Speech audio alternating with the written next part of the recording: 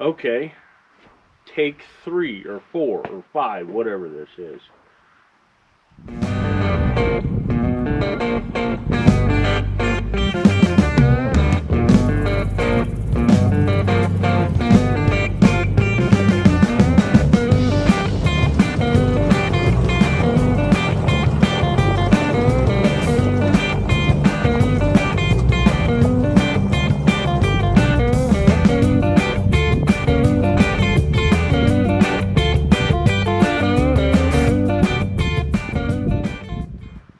Howdy folks, welcome back to the channel.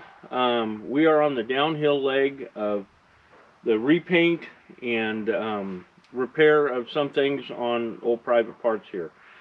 So this episode we're going to finish painting all the other little bits and pieces that we need to paint, including the top bows, the windshield frame, and the seat frames. Well, you can see we've got private parts is painted. There's still some little repairs that we need to do, but we'll get to that. So at any rate, we better get started if we're going to get it done.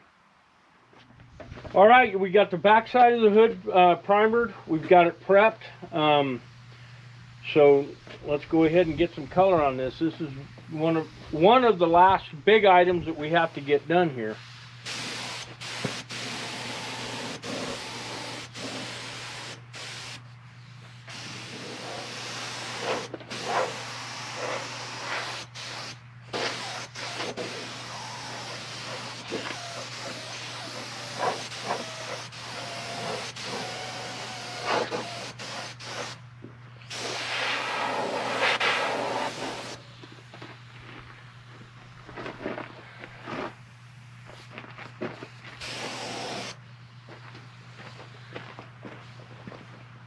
Now we'll let this set and dry for a few minutes and then come back and hit it with another coat.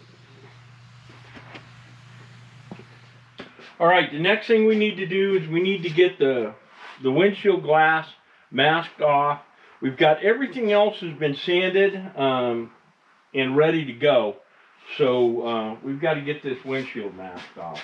And I should have gone ahead and gotten everything that I needed to do this job together before I started videoing it. Okay, I do not have the fancy tape machines that will dispense the tape and the paper too. So we're just going to have to kind of make do. Now I know I've seen it where guys don't do it, but I want to mask off the rubber so that it does not get paint on it. So we're gonna, or so that at least it gets a minimum amount of paint on it. Now this is the part that I am not real sure how well this is going to work.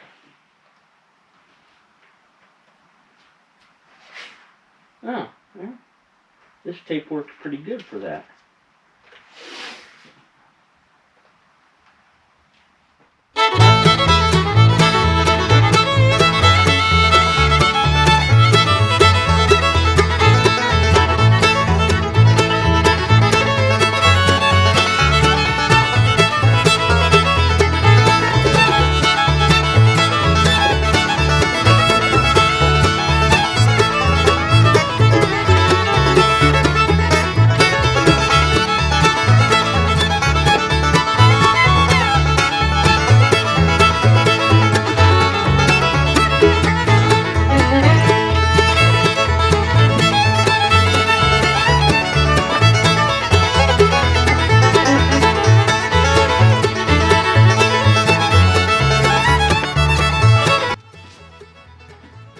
This is probably part of this kind of job that I hate the worst, is masking everything off.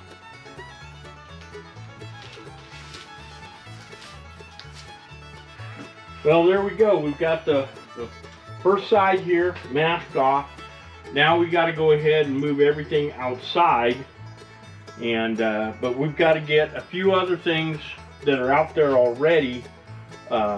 We got to finish prepping that stuff so that we can, when we mix up a can, you know, a squirt gun of paint, you know, we're also going to take these things off too. You know, that we only have to do it once.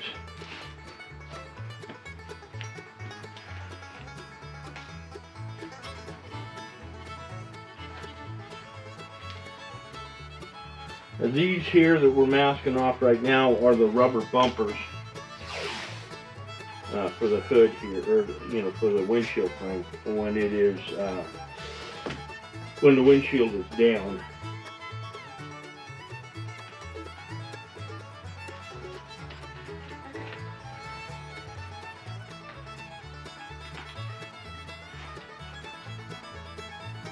Not that big a deal. Now everything else that's on here gets painted. And like I said, we're going to do this first side, and then we've got to let it dry probably for 2 to 3 days. Actually, we're going to mask off the rubber seal here as well. Now we have everything masked and ready to go. Alright, we got paint in the gun. We've got our little paint masking thing here. We're going to do the inside of the spare tire. And what we're going to do is we're going to do the first coat here. And then we're going to go out and do the first coat on the windshield. Come back here, do the second coat. And then back out to do the second coat on the windshield.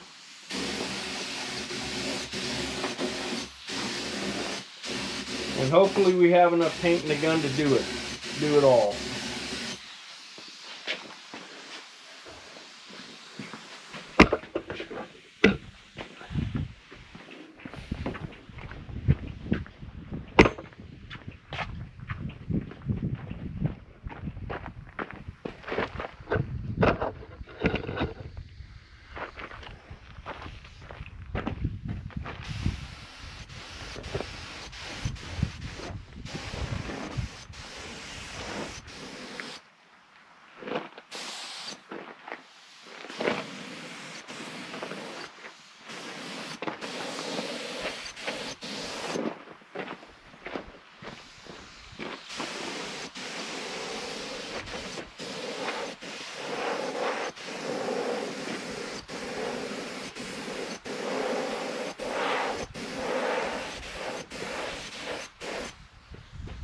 All right, now back inside to do the wheel.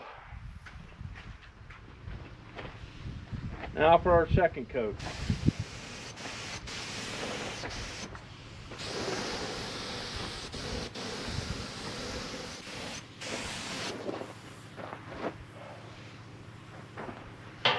And there we have it.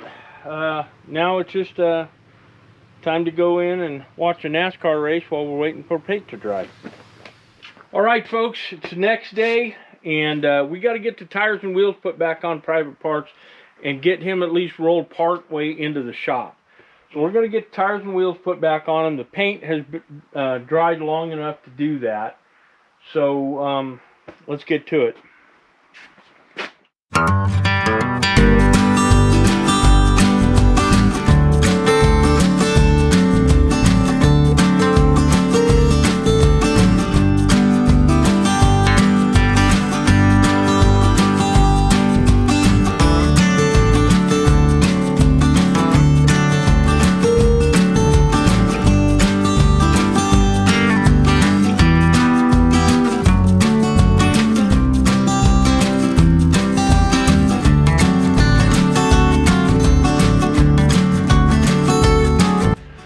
Okay, one of the other reasons why I wanted to get private parts moved in towards the shops is to kind of get them out of the overspray zone. Right now we don't have much of a breeze, but earlier we had a breeze blowing from here where I'm painting the windshield frame into the shop. And so it would have covered the whole back of private parts with overspray. So we're going to go ahead and get this done before the wind comes up.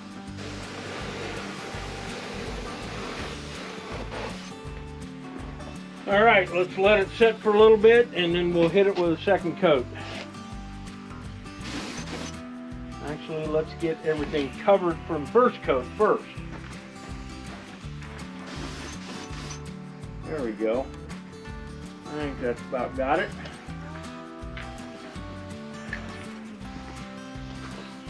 Now this will be nice. We can start reassembling the windshield frame tomorrow. But we will definitely be able to start getting a lot more stuff installed, put back together on private parts today. We're going to start the reassembly process here with the transmission cover. That was one of the first things that we painted, so the paint is you know, well dry on that and cured.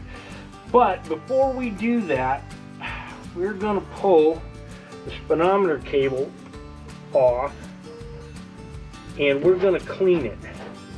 As long as we've got this stuff all tore apart, I want to go ahead and do a little bit of maintenance. So we're going to pull the speedometer cable out. It's not very long, but you can see how nasty that is there. So we need to get this pulled apart. We're going to get this wiped down, cleaned up, and we're going to so that we're not knocking stuff down into the Jeep. So let's go ahead and get that done. Alright, we're going to go ahead and hose this down with some brake clean, at least soften some of this stuff up. I personally like using brake clean rather than carburetor cleaner on a lot of this stuff, because the brake clean, the non-chlorinated brake cleaner, whatever doesn't leave as much of a residue as a carburetor cleaner will.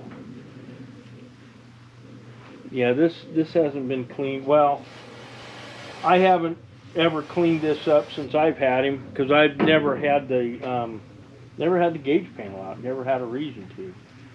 So we're going to get this all cleaned up. Okay, we're going to pull the cable out, wipe it down. Alright, I went into my cabinet and cabinet of fluids and found this chain and cable lube from PB Blaster, so we'll give this stuff a try. We'll pull the cable, or pull the cable out of the shielding.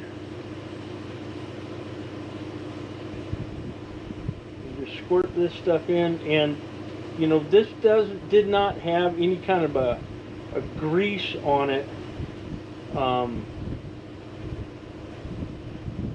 you know, or a greasy, it was an oily lube that was on it. So what we'll do is we'll just squirt this stuff in, and once it starts leaking out the bottom, that should do it.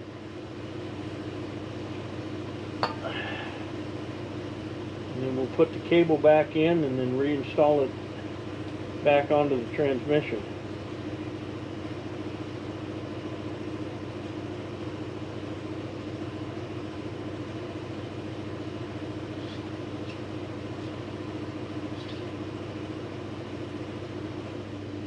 Alright, now there's a hole up underneath the firewall, and that is where this is going to snake through. And you'll want to make sure that this end that's got the little brass piece on it is the end that goes into the transmission.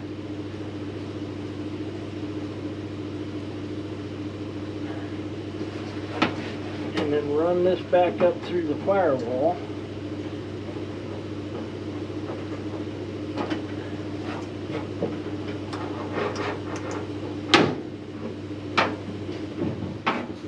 And there it is, and you'll be able to attach this back onto your speedometer. Next comes the transmission cover. And you just slide this down over the shifters.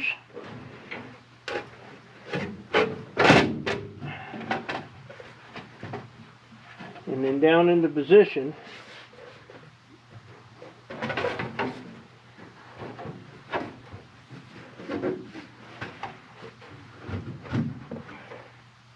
Getting your bolt holes lined up, and we'll get our bolts.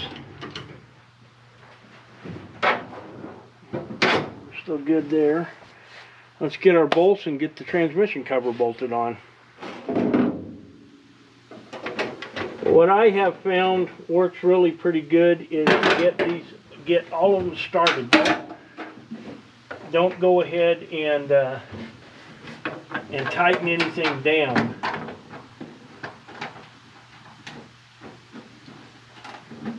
Because, you know, over time this stuff,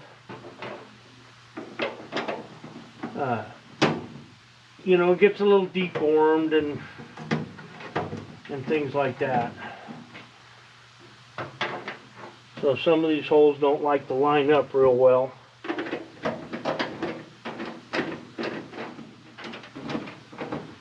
Now there's 12 of them. You've got flat washer, a star type lock washer, and then the bolt. And it's 5/16 18 by like 5/8.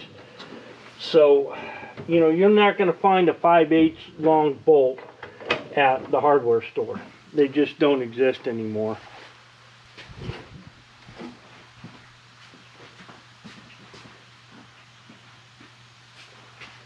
Most hardware stores nowadays, you know, they quit carrying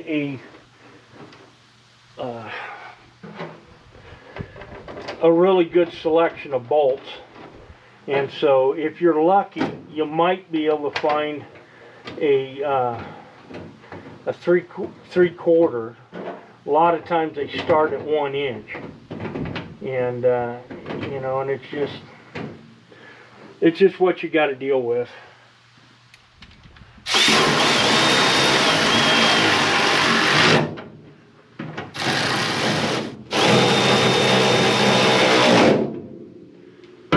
Alright, now that we've got that on, the next thing we've got to put on is the seal and the cover for the seal for the shifter seals.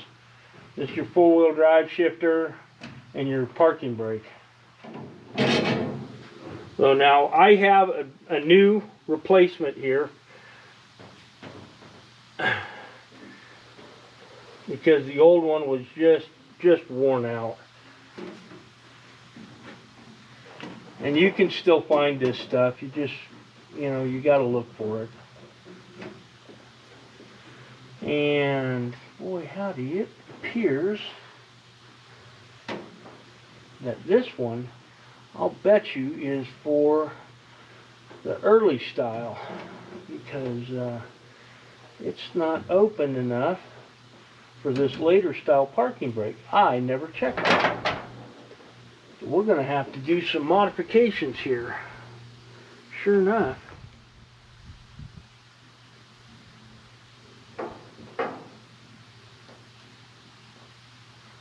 So this seal is probably for an M151 straight, which had a different type of parking brake handle on it.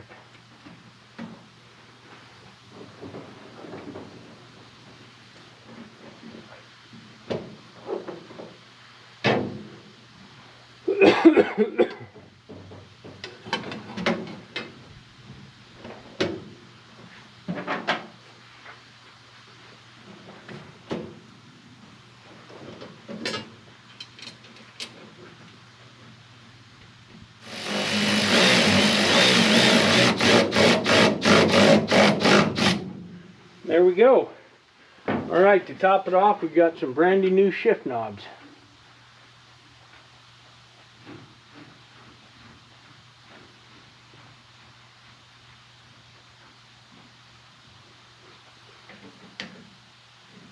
Well, these ones aren't all faded with the sun. They look nice.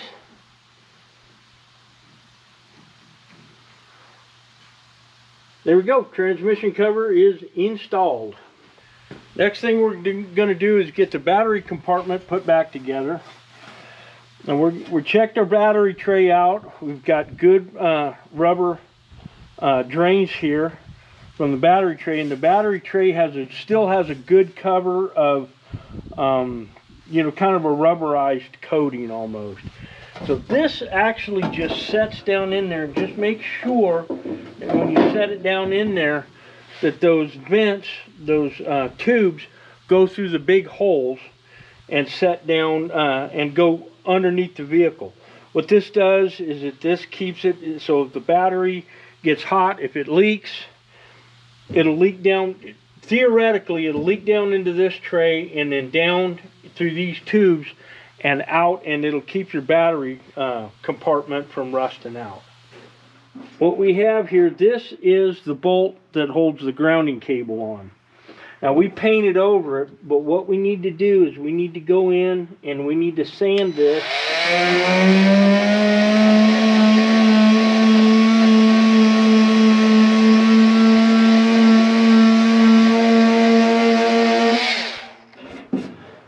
Down to bare metal. Now we want to sand that down to bare metal so when we put our grounding lug on there, we know we've got a good ground. Right now, the next thing we're going to put in is a battery disconnect switch. Battery disconnect switch is not something that was on any of the vehicles from the factory. This was put on by the previous owner, and he's punched a fairly good sized hole in the battery box there, so I am just going to go ahead and reinstall it. And it is kind of nice because in the winter months I can go ahead and disconnect the battery just by flipping the switch. And keep the battery from running down. The other thing too is because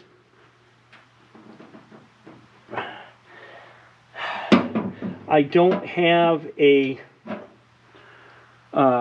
keyed ignition switch, having the battery cut off, if I'm someplace where, you know, I may be a little worried that somebody might try to steal him, you know, I go ahead and I run the chain, and you'll see when I put that back on through the steering wheel. But if I kick the battery disconnect off, even if they can figure out, because most thieves are not going to be able to figure out how to start an M151 any way you look at it.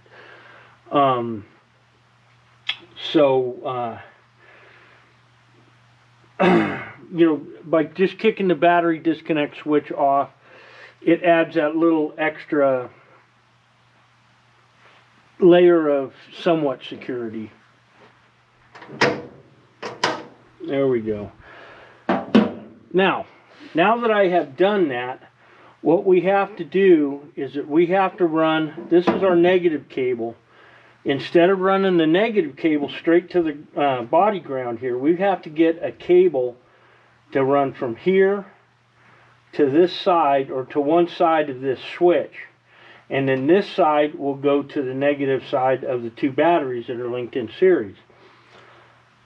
So we need to find the original owner had a much smaller battery cable installed there, and I didn't like it, and so I am going to find a heavier piece of wire, and we're going to build a small little ground strap to go from here up to here.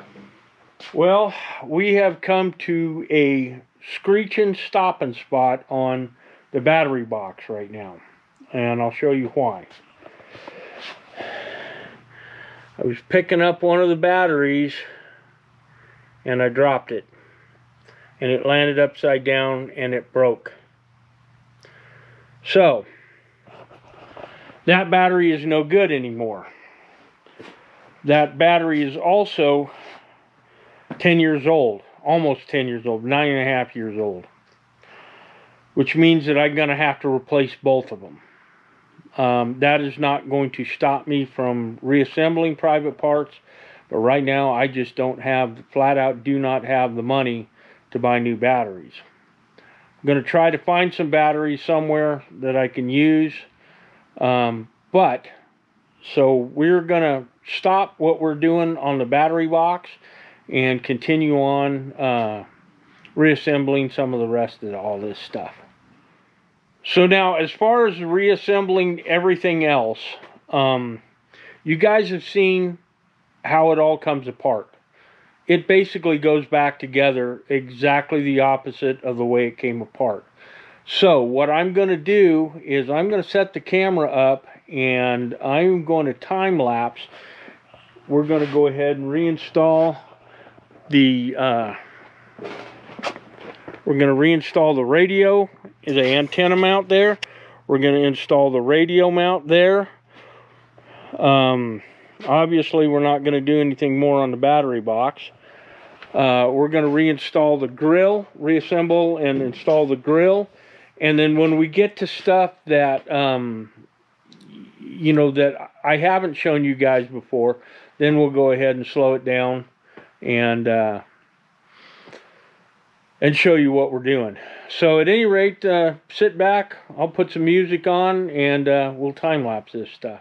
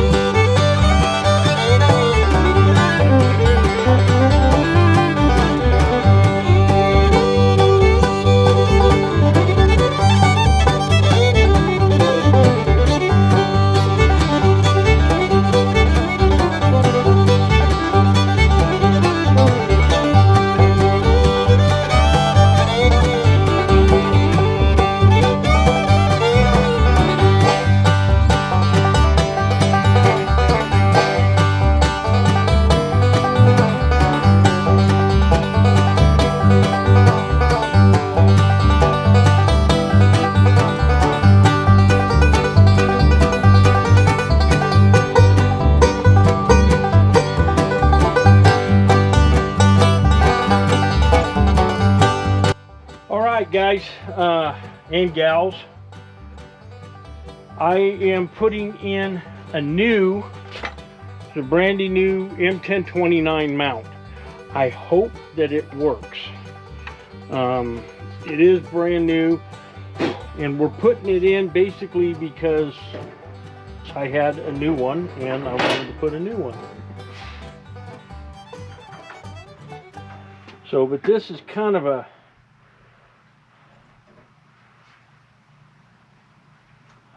fun little chore to install this stuff with this bracket on top here,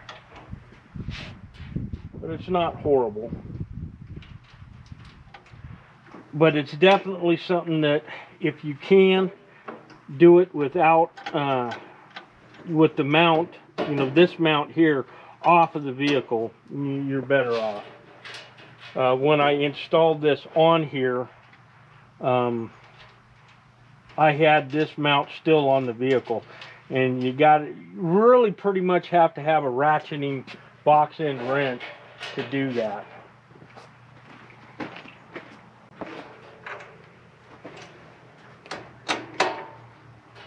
Like I said, it's not horrible, but definitely makes it a lot easier to do it this way. And you notice I'm putting them together with these kind of internal external tooth lock washers. These are what comes with the installation kit.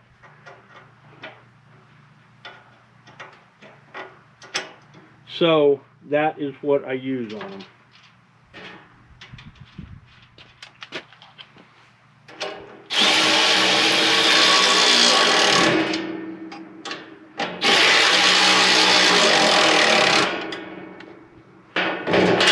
And there we have it. Oh, I almost screwed up. There's a data plate that goes right here. And once I put this on, I'm not going to be able to get to the upper two screws. Now, the data plate, which is the weights, loads, center of gravity, dimensions, and everything else like that, that data plate is for an M151 straight. Private Parts is an A1.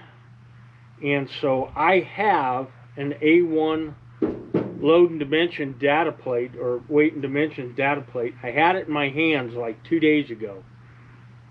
So now we're going on a parts hunt because I don't remember where I put it. I put it someplace really safe, obviously.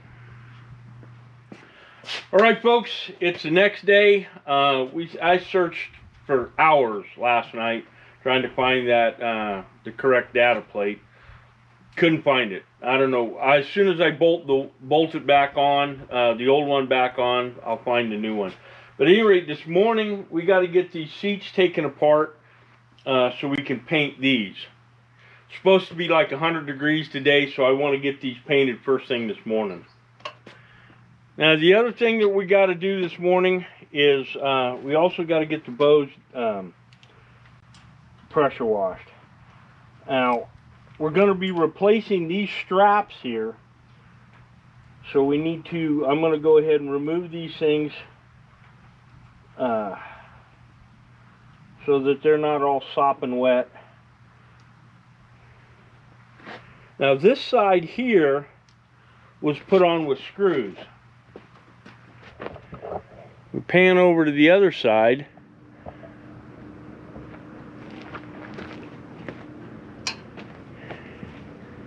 And this side over here was put on with pop rivets. So we're going to use an 1/8" drill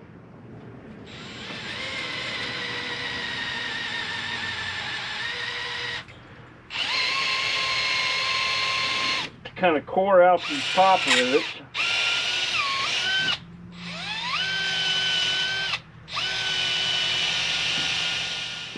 One of the problems that you run into when you're trying to drill pop rivets out, sometimes they'll start to spin, and that's what happened. And once they start spinning, you can't do much anything about it.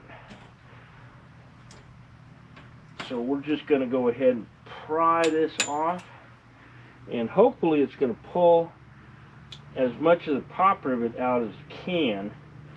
That way I don't have little bits of pop rivet rattling around inside the tube, which I don't think we're going to be able to avoid it. We're going to end up with a little bit of that. Let me go get a grinder and knock that off, and then we'll get these things pressure washed.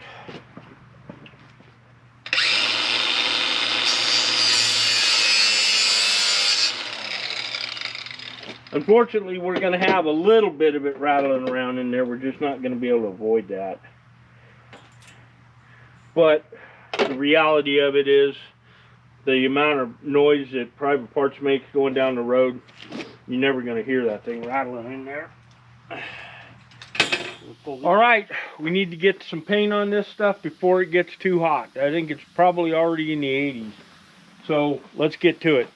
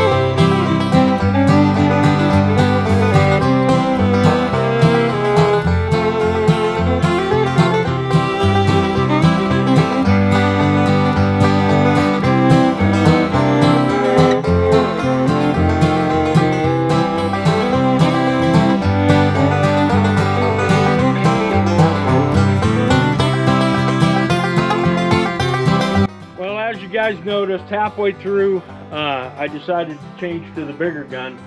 The little gun seemed to work okay on the bows, but on the seat frames, I needed to have the bigger gun. So, at any rate, we're going to let this. And I also decided that hanging them from that piece of pipe just wasn't going to work. So we're going to wait for this stuff to dry well enough so I can flip the seats over, get the other side, and then we're going to flip the bows over as well to make sure that we get everything that we probably missed the first time around. So I'm not going to bother filming that, but you get the gist of what I'm doing here. But while we are waiting for that stuff to dry, we're going to go ahead and get this thing put back together.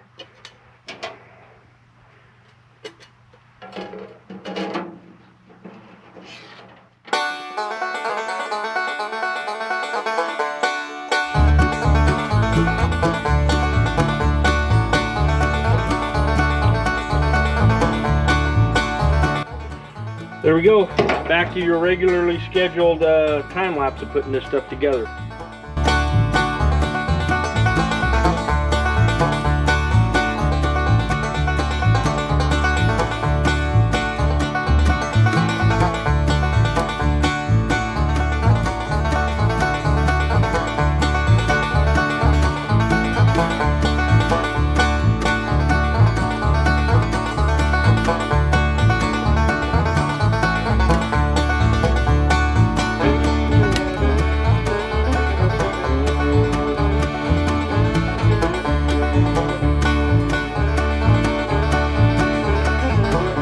Okay folks, we are getting ready to start doing some of the stenciling.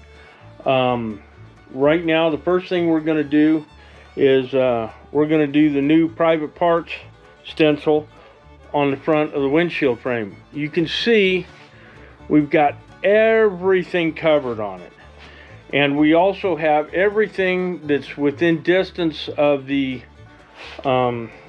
yeah, we got to move this. We've got everything that's within range of the overspray moved out of the way. This white paint has a tendency, you know, and I'm not using it out of a rattle can. We're using it out of the gun. It's got a, but it does have a bad tendency to get everywhere. So the reason why we're not doing it outside, the wind is coming up, and we're probably going to need to leave this inside overnight to fully dry. So one of the tricks that I did learn, and I saw this on the internet, was once you put your stencil down and you get it all taped up, take some magnets.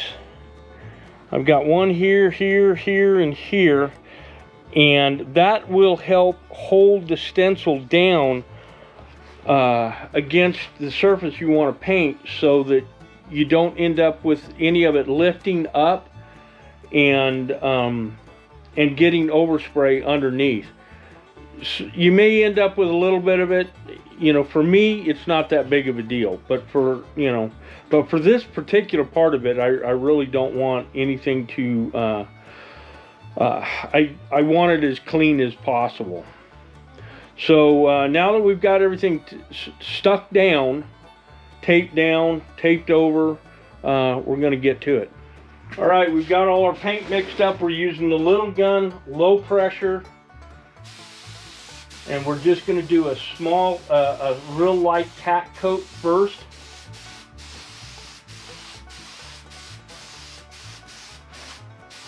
You don't want to try to lay this stuff down real heavy at first. And then we'll let that dry for a few minutes, and then we'll go back and probably do 2 or 3 coats in order to fully cover.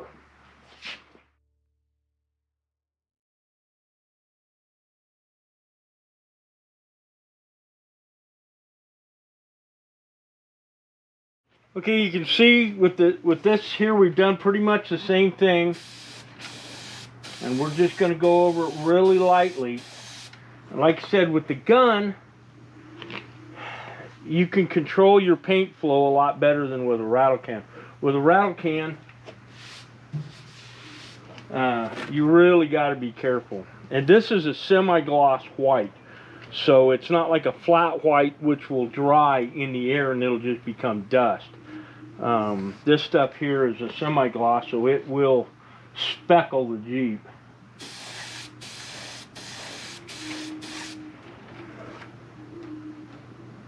And then you got to wait for the paint to set up a little bit, at least become tacky before you pull this off. Now the nice thing about the way I've done this is that I can take the tape, the paper, the whole 9 yards, transfer it over to the other side, and there should still be stickiness in the tape that's down below this to go ahead, you know, for it to stick. So we'll do just one more little coat here.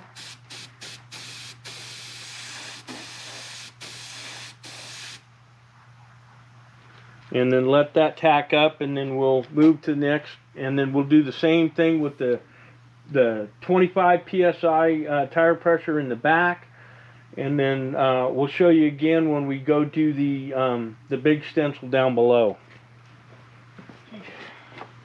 Okay, this is probably dried enough, so let's go ahead and peel the whole thing off. And you see, we do have a little bit of overspray on it. That is authentic. If you don't want the overspray like that, if you don't like that look, go with a paint mask. Now, I'm going to be showing you guys a paint mask a little bit later, because we do have paint masks for the stars and for the registration numbers. I want those to have nice, clean, crisp edges. This stuff here, I want it to look like it was done in the motor pool. Now, when I went ahead and got private parts, there was nothing as far as none of the labelings, none of the stencilings, nothing on it. Completely sterile. And so I went and bought some of the, you know, reproductions of some of the decals and the stickers that they would have had in these things in the motor pool. Now, this one here is the good driver decal, and it lists, you know, good driver, the safe driver, yada yada yada, and everything else. Well, I took the one that I had and I put it right over here. Well, while I was doing the, you know, sanding this thing down, I found the original one right here. Unfortunately, it was an earlier version than this one, but this is the only one that I have at this point in time. And so and this one is 1 January of 73. So we're going to take this one right here and put it right in the same location that the original one was.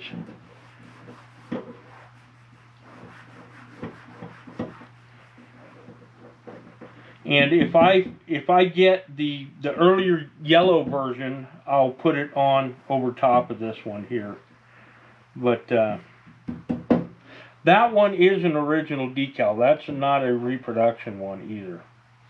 So I do not know how well this one is going to survive getting wet and things like that.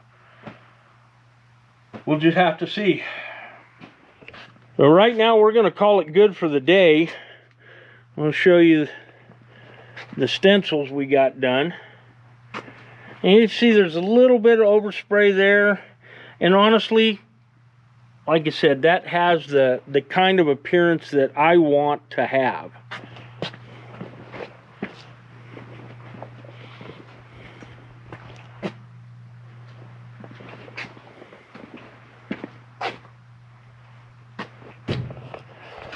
So there we have it. We will be back tomorrow. Good morning, folks. It's the next day, and today we're going to be putting the star and the registration numbers onto the hood. Now this is going to be done with a paint mask. For those of you who are not familiar with a paint mask, basically what it is that you have, it's a sticker. Okay, so you have a cover here, and then you've got the stencil, and it's cut out, and then some adhesive backing on the back. And then, so what you do is you get it positioned where you want it, and we'll measure this stuff out. You get it kind of temporarily taped down. You peel the backing off, and I'll show how this is done. So why don't we just go ahead and get to it here. All right, first thing we're going to do here is we're going to measure the distance between the edge here and the point of the star. It's right at about 7 3/8. And it's right at 7 3/8. So it is centered in this. So what we want to do is, and we also want to measure the distance between here, that's 1.25 inches. So we're going to want to go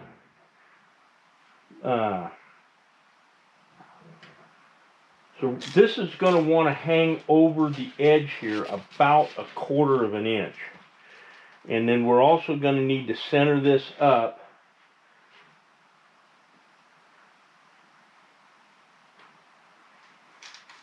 And we're going to go off of these ridges right here. We need to tape this edge,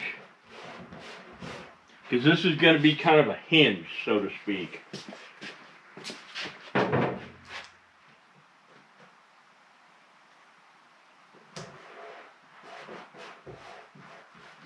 Now we'll go ahead and check everything again. So now that you have your hinge here, we're going to peel the back portion of it away.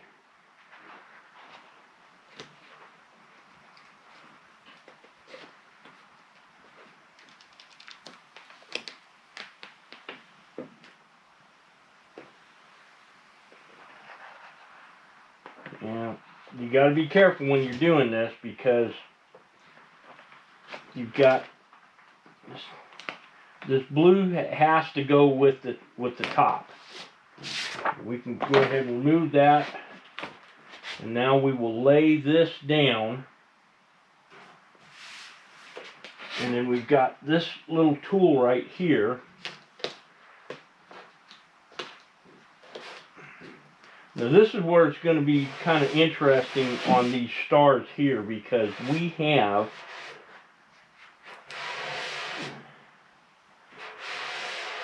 some rivets right here that are going to cause us some issues.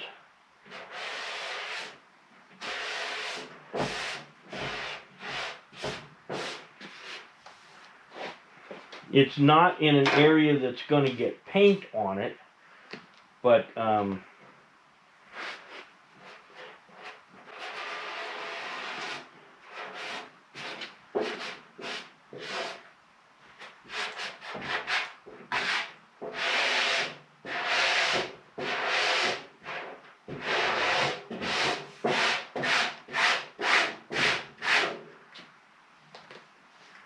it could create some issues getting this, the actual stencil part of it to stick.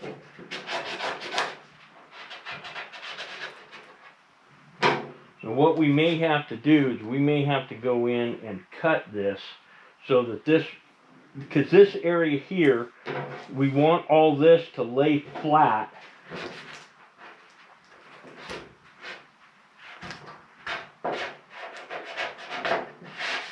on the hood. Now we will end up, because we're going to end up putting, you know, tape or paper around all of this for the overspray. So the next thing we're going to do is peel this back. Now that we've got it stuck down there. And when you're peeling it, don't pull straight up. Peel basically at an angle like this.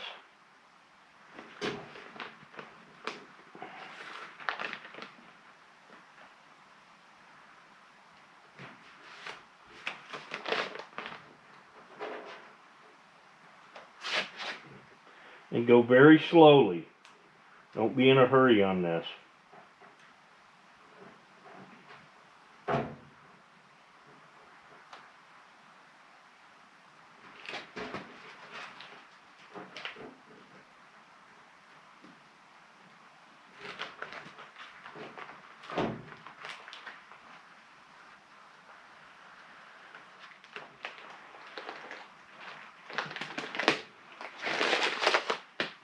Alright, now once we get this off of here, we've got to make sure that this is all still,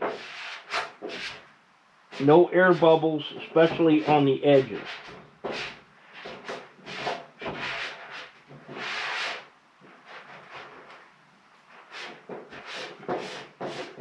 Because the edges are what's going to get you that nice, clean, crisp line.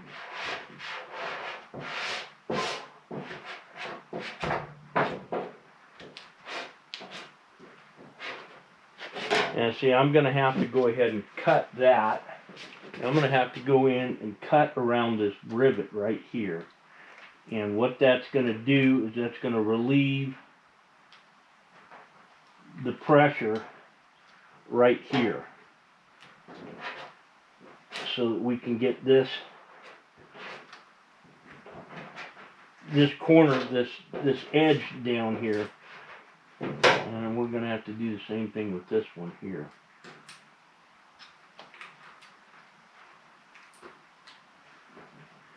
Now, and we'll go over and we'll tape over this. This is not a big deal. But what we want is this this paint mask to lay flat. We've got a little bit of a wrinkle right here that we've got to get worked out. Otherwise, you know, you'll end up with, you know, with overspray. And that's the whole point of the paint mask, is so that you don't get any of that overspray.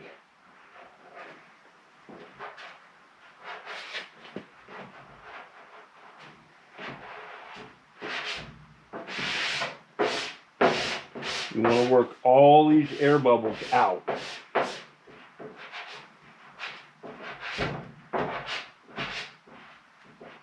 This can be a rather time-consuming process, so don't be in a big hurry for it to get it done.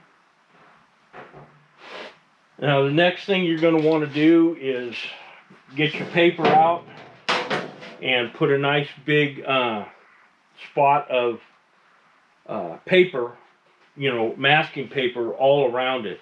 And then right before you spray, you're going to want to go back in and make sure that you have all of the air bubbles out.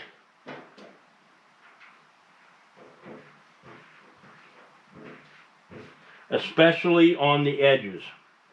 That's the main thing, is on the edges. So I'm going to go ahead and get the 2 registration numbers put on, and then we'll come back and show you what that looks like. Okay. Now right up here at the very front, I was having problems with it not wanting to stick down. And so what I did is I cut a little air slot here, and now I've taped over it, and it seems to be holding down pretty well. Same thing up here. We had to cut some air slots to let this lay down a little bit better. And right before we spray this, we're going to go over it with the tool one more time.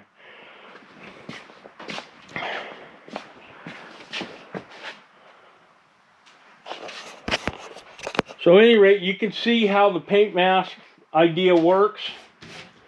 And let's get to spraying.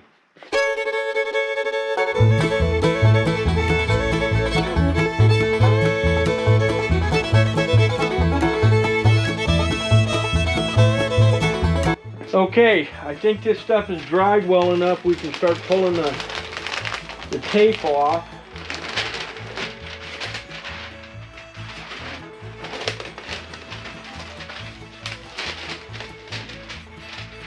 taping the paper off.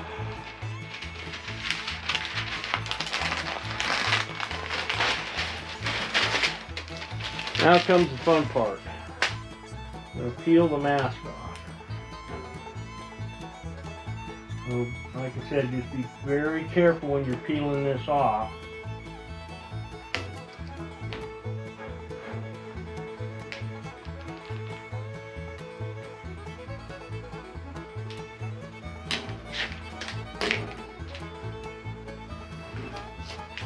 Yeah, we got a little bit of, you know, overspray or underspray actually would be the correct term for it, on the tip of the star, but that's not a big deal. I can go in with a little bit of paint by hand and touch that up.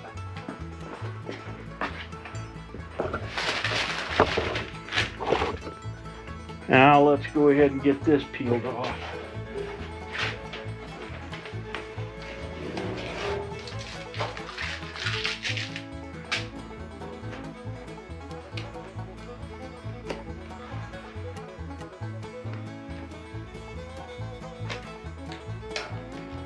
Now when you're going around the letters, there you're going to have to be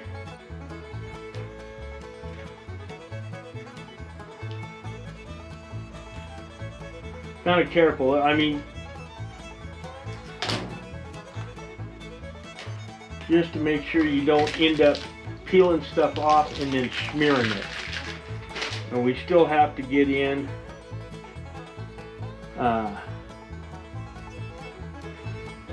you know, the insides of the letters here, or the insides of the numbers and things like that.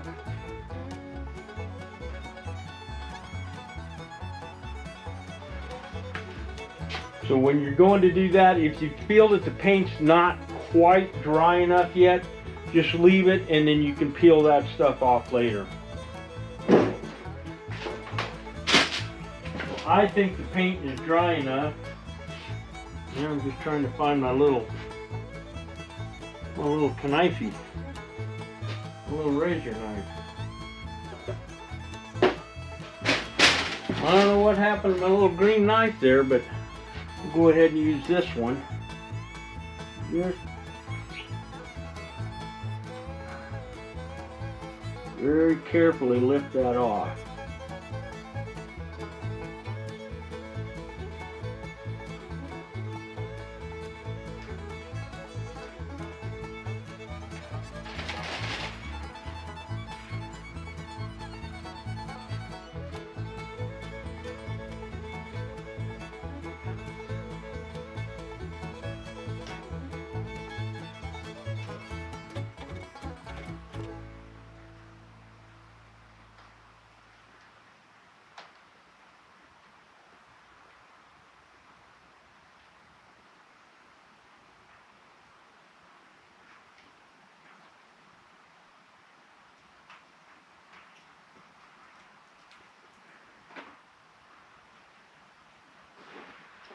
And there we go.